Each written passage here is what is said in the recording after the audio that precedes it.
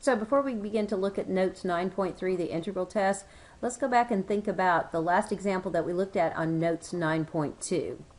So if you guys would just watch, and here in a second we'll get to notes 9.3, I wanted to try and make a connection between that last example and the new test that we're going to be looking at for convergence and divergence. So you're just watching, and you'll use your worksheet in just a minute for notes 9.3. Okay, that last example had us look at this series, 1 over n. It's not geometric, so the only other thing that we can look at that point was trying to determine if it's convergent or divergent is look at the nth term test for divergence. And that test has us look at the limit of the nth term, and we saw that we got 0. And that test tells us that if we get 0, we have no information. The series may either converge or diverge. Okay. Well, let me make a connection back to improper integrals and something we saw in the past that's going to help tie it all together. Okay. You might remember the topic of p-series. Okay. And at that point we were looking at integrals of the form 1 to infinity, okay, of 1 over x raised to some power p. P stands for the power of dx. And we saw that if we had integrals of this form right here, if it's kind of this structure, that the integral may either converge or diverge. And the integral actually diverged for p-values that were less than or equal to 1. So it's important to pay attention to the exponent. But if p happened to be a number greater than 1, then the integral would converge, and the sum of that integral, or the value of that integral, if you will, was 1 over p minus 1. Okay. Well, upcoming in the integral test, we're going to be able to use this p-series right here, because it is an integral, to help us determine that this series is in fact divergent. And the thinking goes something like this. Okay, think about 1 over n as 1 over x. So if 1 over n would equal 1 over x for positive integer values x greater than or equal to 1, then we can use an integral to help us determine that this series is divergent. So think for just a minute if I rewrote this in this format. If I rewrote it as an integral from 1 to infinity of 1 over x dx. Well, from our previous work in the improper integral packet unit, okay, we saw that through graphical exploration and then actually finding the value of this improper integrals, we saw that this went to infinity. So if this integral right here approaches infinity, okay, it diverges, so to speak, then that tells us that this series right here is also going to diverge. Okay, so we're going to actually model a series if we can, if it meets certain conditions, which we'll see in notes 9.3, that 1 over n does in fact meet those conditions, that we can consider the integral that models this series, and that whatever this improper integral does, converges or diverges, that series is actually behaving the same way. All right, so now I'm going to switch over to notes 9.3 and take a further look at the integral test for convergence and divergence.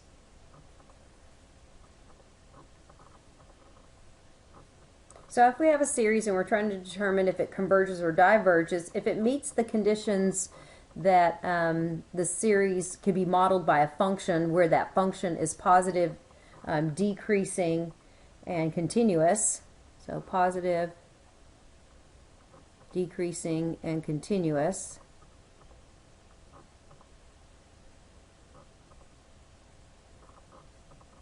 then we can use the integral test. And it has to be positive, decreasing, continuous for x values greater than or equal to 1. Because if you think about our series situation, we're always looking for n to be equal to 1 to infinity. So we don't want to consider any x values less than 1.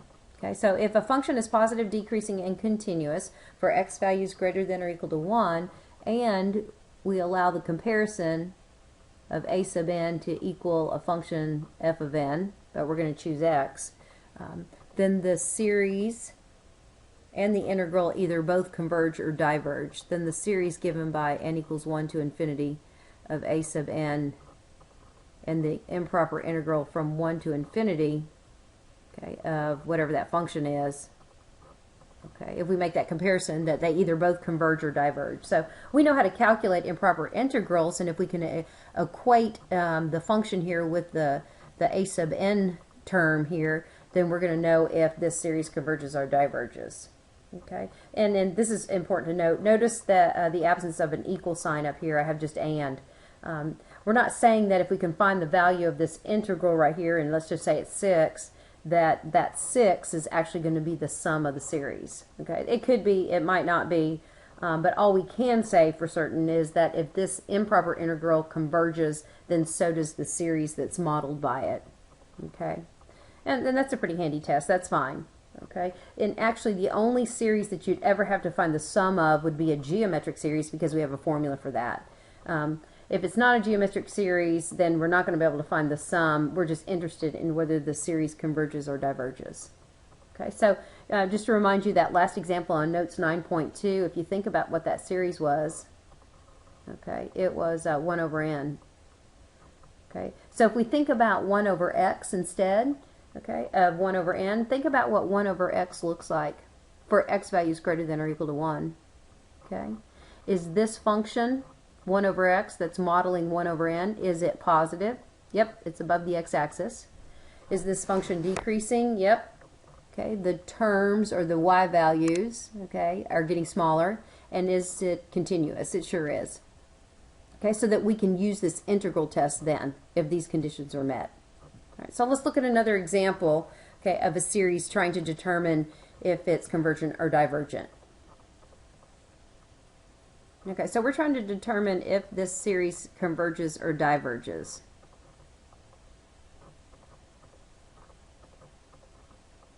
That's the objective. All right. So just to remind you, I would always kind of go through a little checklist as we build our tests. You might want to kind of always go back to the beginning and think, okay, well, if this is geometric, it would be easy to determine, if I could find the common ratio, if it converged or diverged. But as we look at the nth term here, right here, n over n squared plus 1, we can see that this series is not geometric. I'm not always multiplying by the same factor to generate later terms. So this is not a geometric series, because that's out. Okay, the second test was the nth term test. Okay, so if you think about finding the limit, okay, of this nth term right here, well, as n goes to infinity and n squared is also infinity plus 1, and this is a square here, think about n behavior for just a minute. Okay, think about as n goes to infinity and n squared, or n goes to infinity down here, think about the rules that we learned with the rational function. Just kind of think of a rational function for this. The highest exponent is 1 here, the highest exponent down here in the denominator is 2. And when we were dealing with n behavior, when 1 was less than 2, we had a horizontal asymptote of 0. So if you were to find the limit of the nth term here, you would just get 0. And remember, the limit of the nth term equals 0. It just doesn't tell us if it converges or diverges, because that's a nth term test is a test for divergence only. Okay, so now we're at the point where we need to look at the integral test and how that operates. Okay, so first of all, let's make sure that all three conditions are met. Meaning, is this positive? Will every output be a positive value? Sure. Okay, because no matter what n is, okay, greater than or equal to 1, we're always going to get a positive number. Is it decreasing? Well, just generate a few terms, you know, and see if the value of the fractions here are getting smaller and smaller, and they are, just to save time. And it is also continuous, because x over x squared plus 1 would be a continuous function. So always at least go through that checklist to make sure that you know, all three conditions are met. Otherwise, you can't use the integral test. Okay, here we go. This is what it looks like. Okay, let's find the integral that models, the improper integral that models this series. It looks something like this. Okay. So if we can determine if this converges or diverges, we'll know if the series converges or diverges. So this actually just takes us back to the improper integral unit. Well, it's improper. Let's rewrite it so it's proper. So we want b to go to infinity. So we need to find an antiderivative. That's going to require u substitution.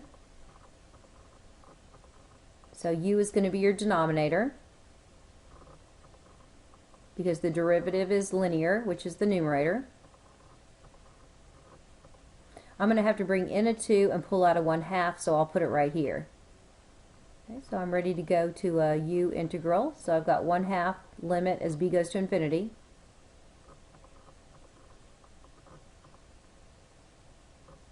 Okay, so the numerator will all be replaced with du, and the denominator is u. Okay, and that integrates back to the absolute value, or natural log of the absolute value of u.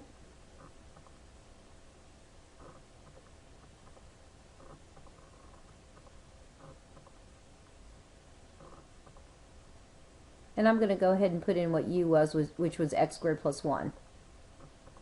And I'll evaluate from 1 to b. So we're trying to figure out if this integral converges or diverges so that we can discuss convergence, divergence for this series. Okay, ready for the evaluation part?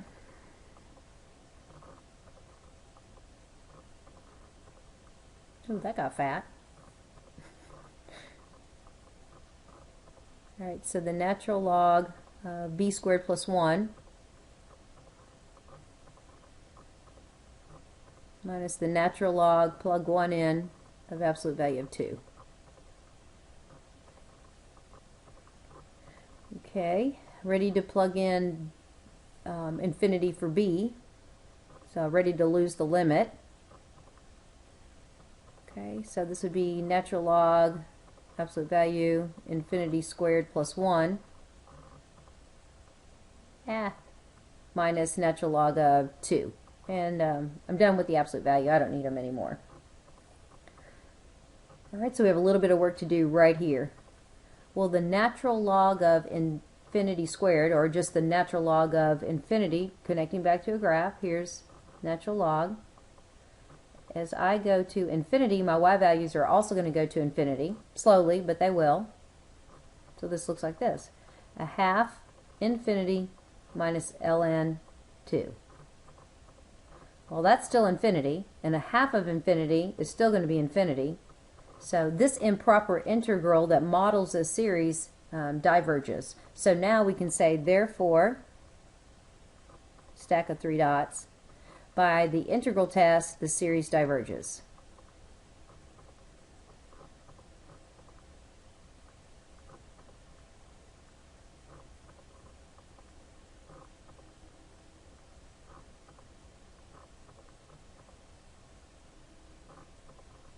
If you added all the terms of that infinite series, that you would never level off.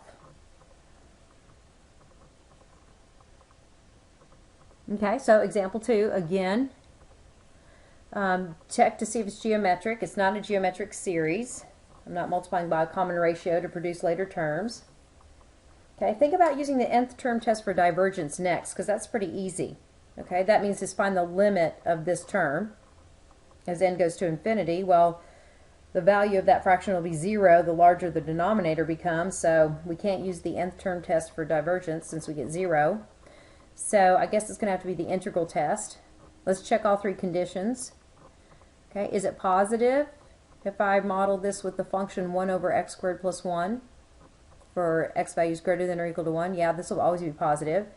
Is it continuous? Yeah, it's going to be continuous. And is it decreasing? Yes. As n increases, the value of the fraction becomes smaller. So I can use the integral test.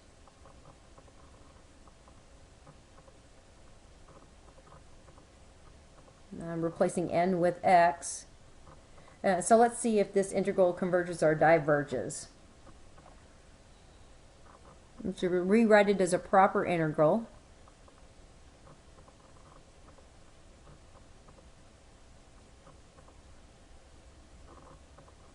Begin to think about how you're going to integrate this integrand. Okay, you might recognize it as the arctan.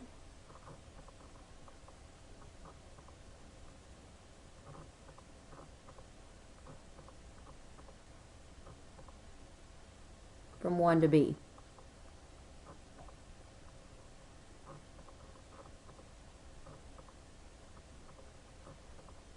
So I'm going to use the alternate notation, inverse tangent notation of b minus inverse tangent of 1. Okay, so now we can plug in infinity here and drop the limit. So what's the inverse tangent of infinity minus the inverse tangent of 1? Okay, to find this value right here, okay, we might want to think about what the arctan graph looked like. And I think in a previous lesson we reminded ourselves that it looks something like this. We have two horizontal asymptotes, one at pi over 2 and one at negative pi over 2. Negative pi over 2. So if we want to figure out what is the arctan of infinity, positive infinity, yeah, it looks like this graph is leveling off to pi over 2 minus what angle has a tangent ratio of 1? Well, that's pi over 4. So a half pi minus a fourth pi is actually equal to another pi over 4. So that's the value of the integral. It's not saying that that's going to be actually what the sum of this series is. All we can say is because this integral converges to pi over 4, that this series also converges. So therefore, by the integral test, this series converges.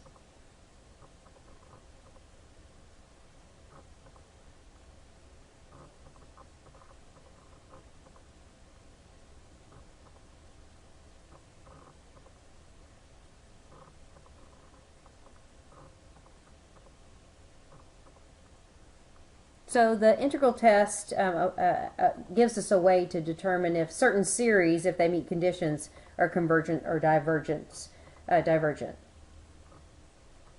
So right here at the bottom of the page is just a review of the P series and what we call the harmonic series. That's just a special P series where the power, the exponent, is 1. But the P series has us consider series of the form n equals 1 to infinity of 1 over n to the power p. So it looks like our integrals that we saw earlier.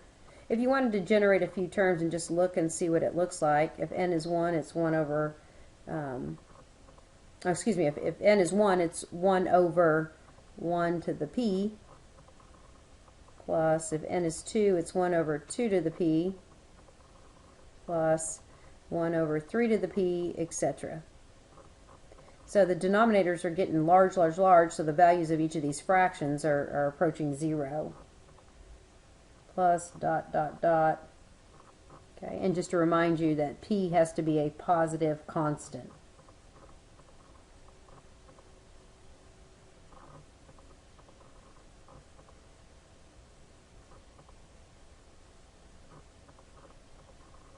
Okay, and remember that the sum of this series doesn't have to equal the value of the integral.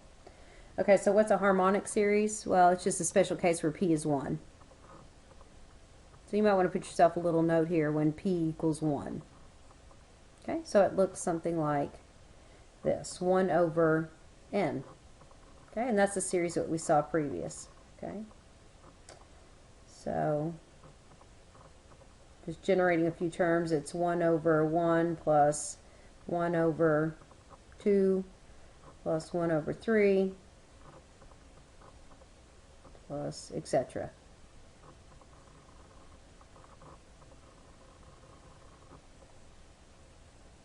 Okay, so back up here, if p is a positive constant, if p is, let's see, less than or equal to 1,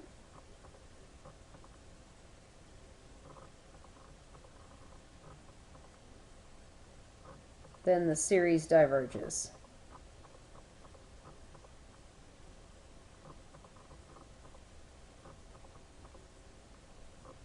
And if p is greater than 1, then the series will converge. Okay, so obviously the harmonic series with the p-value of 1 is going to diverge.